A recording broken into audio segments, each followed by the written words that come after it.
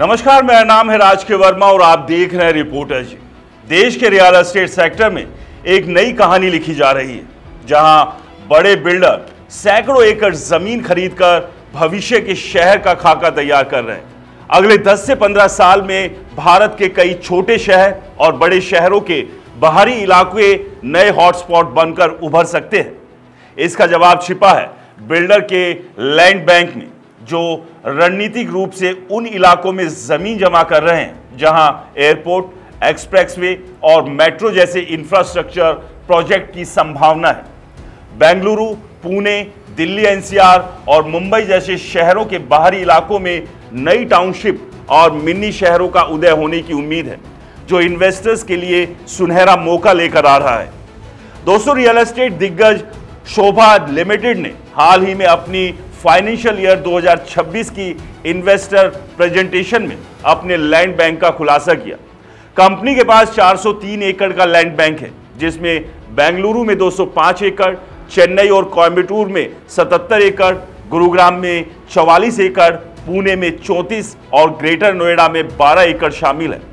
ये land bank इस बात का संकेत है कि बिल्डर उन क्षेत्रों पर दांव लगा रहे हैं जहां भविष्य में रियल एस्टेट की मांग में उछाल की संभावना है। खासकर इंफ्रास्ट्रक्चर डेवलपमेंट जैसे नोएडा इंटरनेशनल एयरपोर्ट और Navi Mumbai trans harbour link जैसे प्रोजेक्ट इन इलाकों को आकर्षक बना रहे हैं। वैकफील्ड एंड कुशमैन की हालिया रिपोर्ट के अनुसार बेंगलुरु में 2025 की तीसरी तिमाही में 12,844 नए घर लॉन्च किए गए, जो पिछले साल की तुलना में 43% अधिक है।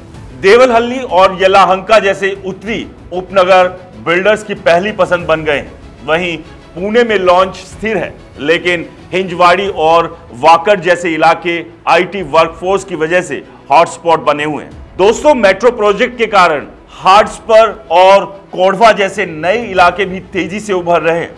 इन शहरों में मिड सेगमेंट प्रॉपर्टी की मांग सबसे ज्यादा है, जो मिडिल क्लास के लिए निवेश का शानदार अवसर प्रदान कर रही है।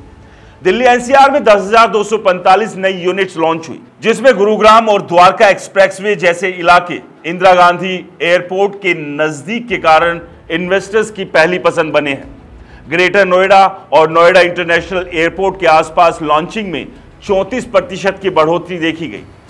दूसरी ओर मुंबई में प्रीमियम सेगमेंट में ओवर सप्लाई के कारण नई लॉन्च में 19% की गिरावट आई, लेकिन Navi Mumbai trans harbour link और प्रस्तावित नए एयरपोर्ट ने इसे हॉटस्पॉट बना रखा है।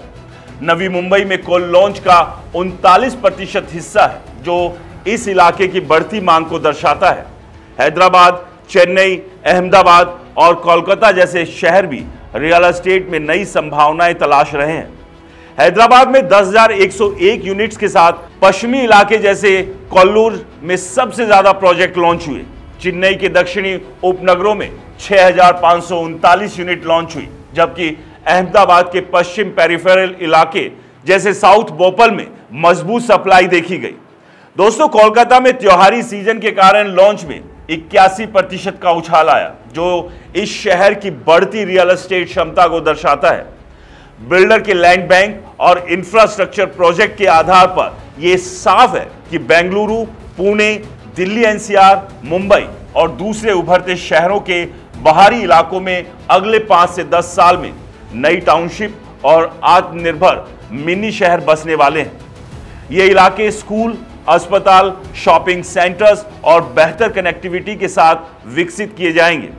शुरुआती चरण में इन इलाकों में निवेश करने से प्रॉपर्टी की कीमतों में भारी बढ़ोतरी की संभावना है। दोस्तों, इन्वेस्टर्स के लिए यह समय सही रणनीति बनाकर भविष्य के शहरों में हिस्सेदारी सुनिश्चित करने का है। इसलिए इस बेहतरीन मौके को अपने हाथ से जाने मत दीजिए। लेकिन एक बात ध्यान रखिए कि हर चमकती चीज सोना नहीं होती। इसलिए अपनी मेहनत की कमाई को कहीं भी लगाने से पहले 10 बार सोचे, सही रणनीति बनाएं और एक्सपर्ट्स की सलाह जरूर लें। नमस्कार।